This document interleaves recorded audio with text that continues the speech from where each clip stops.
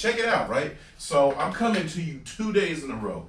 I'm coming to you because the video didn't come out as great quality. Now, I apologize about that. Matter of fact, let me come get y'all. Come here. Do y'all like I do my daughter. Come here.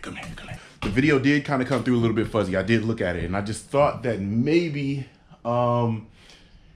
it was because I literally uploaded it this morning instead of being at home on Wi-Fi uploading it. So maybe it uploaded in a lower quality. Maybe it was the cameras. Who knows? But because I fuck with y'all and because I want y'all to get the best content, I'm uploading another day back to back for y'all. I just wanted to give y'all something. Now, even though it's hot as shit, yesterday I was feeling like crap because I was burning up. All I wanted to do was take a shower.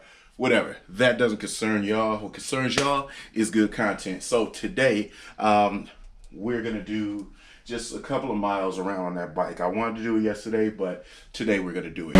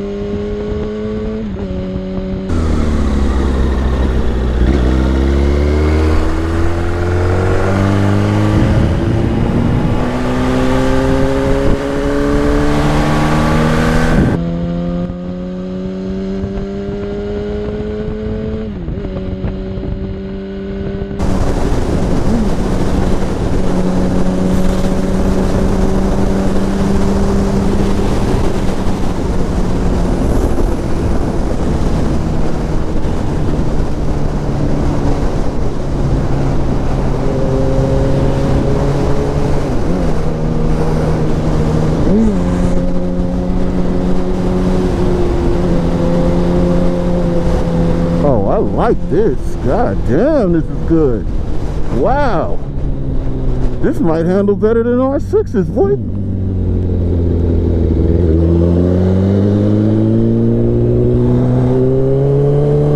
Wow.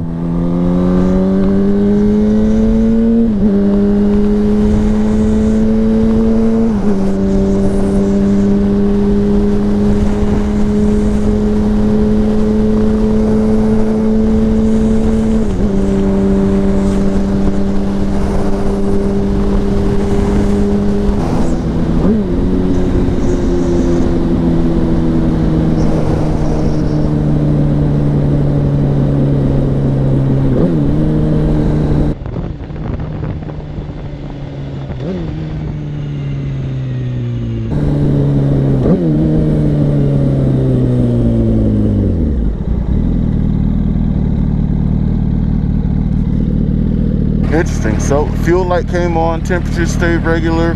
That's what I wanted to do, was run the fuel out of this thing so I can get some new fuel in it. This is such a smooth ass bike. Gearing's so fucking long though, and as well as the long wheelbase. And oh, I got all these GoPros. I ain't about to go in there and get them. For the most part, really solid bike. I haven't updated that I had the bike completed enough to ride it, so surprised, the bike is rideable. What the things that I'm concerned with is there's a check engine light, and that check engine light is affecting the performance. Now, I checked it, and the check engine light was 48. So what the engine code 48 is dealing with the mass airflow, and I changed that to a new one, but the performance is still a little iffy. Maybe I can get something to clean the other one, the older one, the newer one, whatever. But as you can see, everything runs pretty much fine. All right, we are topped off. So that's why we put seafoam in it, and I wanted to run that fuel out. Ain't no telling if it's gonna get any better. At least this is new gas that's in it. See, check engine 48.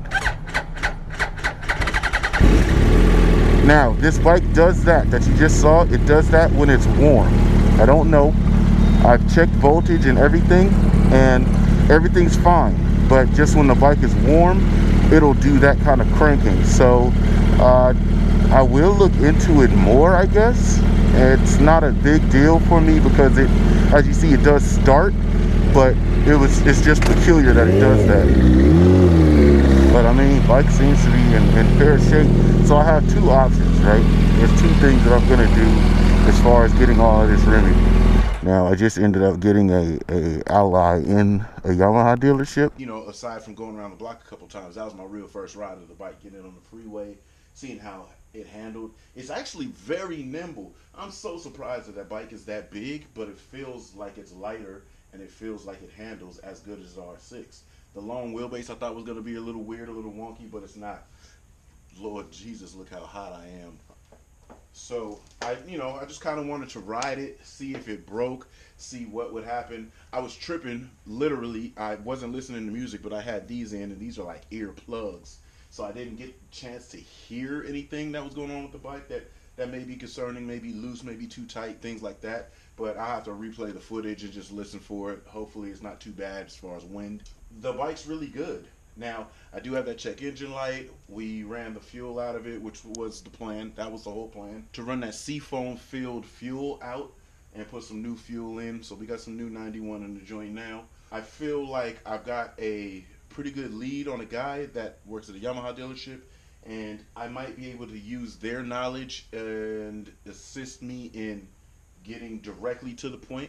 That's the issue with the bike, with the check engine light and what it is and what it stands for. Because I mean, I could look stuff up and I could put keywords in 5VY, which is that model R1, 05 Yamaha R1, and pull up some files and see if the check engine lights are accurate.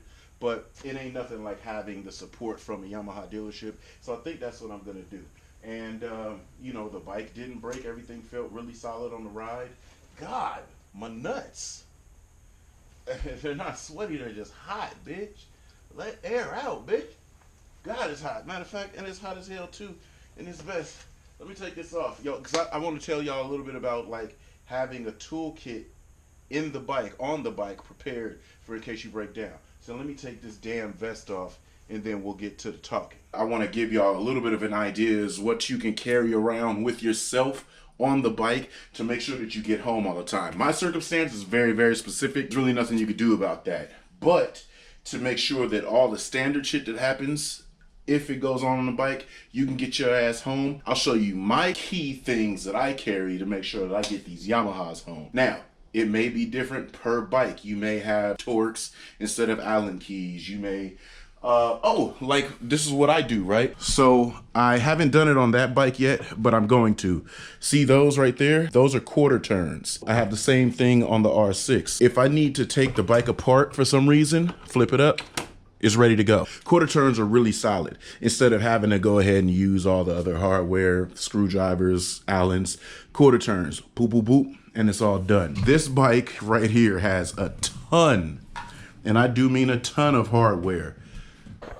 Because generally you see right here, this is 2, 4, 5, 6, 7 that you just need right there. So maybe a couple packs of quarter turns. And just a fun fact, all R1's Allens are quarter turns except for the windscreen and stuff here on the tail. What I wanted to talk about is just the simple fact that getting home is a key thing when you buy old bikes. So depending on how your used bike, your secondhand bike is conditioned, you may or may not have that in your tail.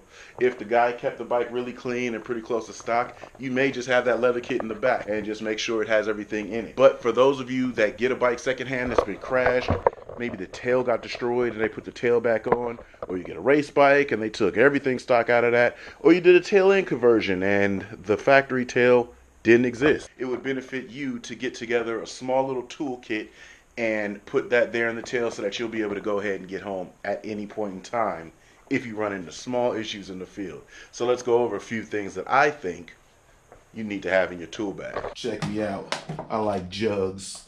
In these hot situations, there's nothing like a jug of water. I try to slam one of these a day. Sometimes it'd be mad tough. The other times you're pissing forever. I know the exact hardware that's on each of the bikes, so I don't use a multi because I don't want to carry around stuff that I don't need. I typically just use a number 5. So it's nothing like having a tool that isn't the right length, but it is the right tool for the job. So me specifically, the Long Boys is good money. If in any case you're not aware of what your bolts are, then that's why I say it would be good to have the multis. For me specifically, I know these Yamahas, everything on my bikes are put to a 5 and the windscreens are 4s. Only one bike has a smaller than that, which is the 2000 R1. Those have 3s on the windscreen. I generally know each and every single nut and bolt to be able to take off the size of it. That would be good for you to take inventory of. These always come in the toolkits. For me personally, a 10 and a 12. 10 and a 12 specifically because the shifter rod, the actual cam that goes on the shifter, that is a 10. Your rear swing arm to adjust your chain, those are 12s. If you need something different, I would say this, because this will benefit you being able to do something like when I crashed on that R1 because the brakes malfunctioned and I knew that I should have probably removed the brakes or at least cracked the bleeder valves. The bleeder valves are 8s. So obviously this would have worked out for me if I had did it at home. But if you ever run into that situation that you're riding and you need to bleed your brakes or just knock them open, because I mean, if you're riding responsibly, you should always be able to slow down with just the rear brake or just the front brake, vice versa, whichever one goes bad. But if you have to crack the bleeder valve, this is good, or just carry your 8 with you on your tool bag. For me, this is a specialty. This is just something I like to use. Certain times if I'm doing something or I lift a tank and I, like say I have to pull the tank off and I'm out in the field to see what's up with something. Who knows, right? When I get the tank off, and it's nothing like fiddling with those hoses that go on the bottoms of the gas tank, or they go onto the fuel rail or into the bottom of the air box, anything weird. These always do wonders, you know what I'm saying? You could pull evenly straight down and pull them off and put them straight up and assist them. They make it work better. They make it easier to utilize. So these are great also with fuses. You want to pull fuses out, pull them and check them, put them back in. These are, like, for me, awesome shit.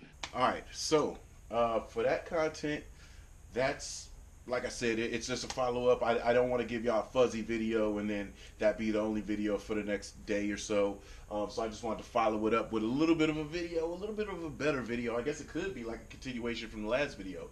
I just hate that I gave you guys a fuzzy quality video. So that's going to be it for this vlog. I'm going to give y'all 2.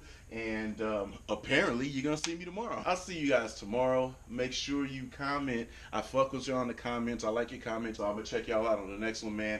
I'm hotter than the sun on my bitch. And I'm about to go do some sim racing.